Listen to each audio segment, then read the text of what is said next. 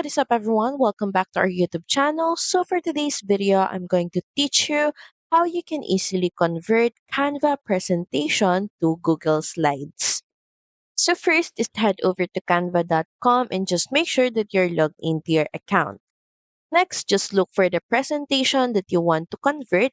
And in our case, we're just going to go to projects page, then click on the presentation that you want to convert.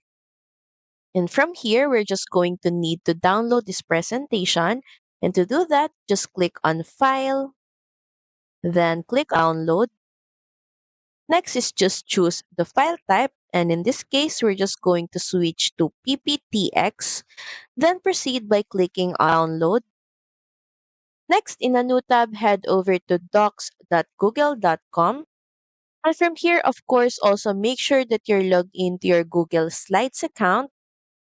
Then next is just click on this folder icon that says Open File Picker. Then switch to Upload. Then start by browsing your file. PPTX file, then open. And it is now converted on Google Slides. So that's pretty much it. Thank you very much for watching this video. I hope that you find this video helpful. And if you do, please don't forget to like, share, and subscribe to the channel. And I will see you again on the next one. Bye!